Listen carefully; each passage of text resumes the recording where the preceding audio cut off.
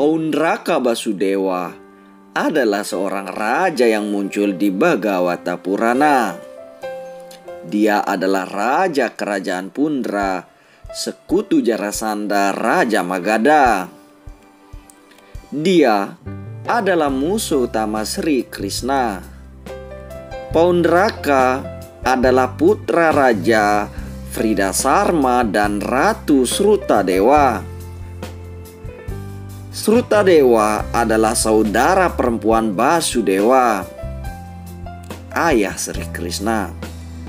Jadi, sebenarnya Sri Krishna dan Paundraka Basudewa masih ada hubungan keluarga. Para menteri Paundraka pernah mengatakan kepadanya betapa hebatnya dia sebanding dengan Dewa Wisnu. Karena itu, ia mulai menganggap dirinya sebagai awatara Dewa Wisnu. Dia meniru Sri Krishna, percaya bahwa dirinya adalah Basudewa atau Tuhan.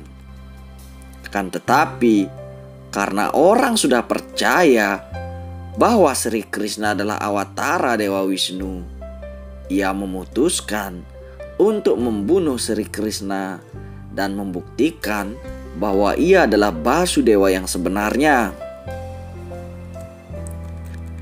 Selama Balarama tidak ada di Dwaraka, Paundraka mengirim pesan kepada Sri Krishna, menyatakan bahwa simbol yang digunakan oleh Sri Krishna adalah miliknya, seperti bendera Garuda dan lainnya.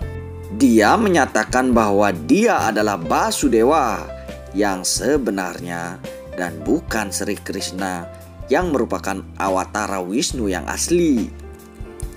Dia memerintahkan Sri Krishna untuk berhenti menggunakan identitasnya. Raja Paundraka secara langsung menantang Sri Krishna yang menyatakan bahwa Paundraka dan bukan Sri Krishna adalah Basudewa. Anehnya, banyak orang bodoh yang menerima Paundraka sebagai awatara Wisnu. Maka terjadilah percakapan di antara mereka. Paundraka berkata, "Akulah satu-satunya awatara Wisnu, Paundraka Basudewa.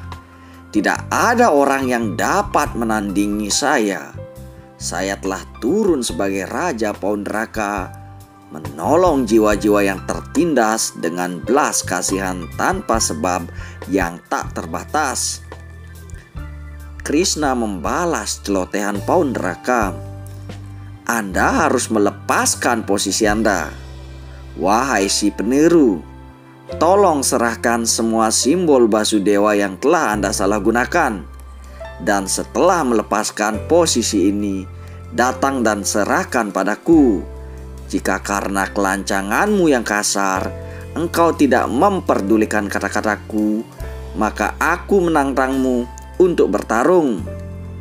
Aku mengundangmu ke pertarungan di mana keputusan yang berhak menggunakan identitas Basudewa akan ditetapkan kepada si pemenang." Paundraka Basudewa menertawai Sri Krishna karena dia menganggap bahwa dirinya pasti akan menang, lalu berusaha memaksa Sri Krishna untuk menyerahkan atribut yang diklaim miliknya.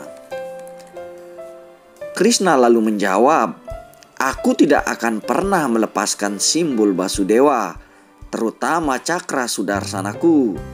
Aku akan menggunakan cakra ini untuk membunuh tidak hanya kau Raja Paundraka, tetapi juga semua pengikutmu.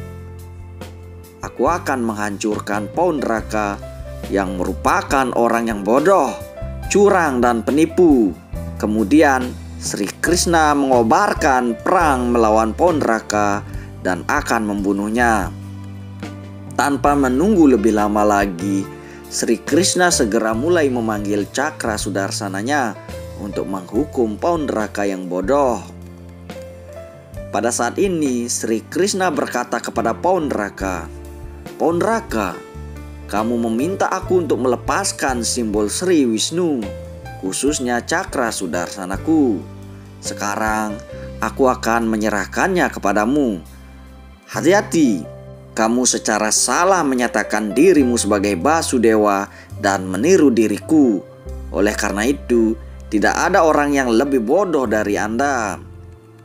Setelah Sri Krishna melepaskan cakra sudarsananya, dengan gagah beraninya Paundraka merampas cakra sudarsana milik Dewa Krishna dan mutar-mutar cakra itu sembari mencari target yang akan ia serang.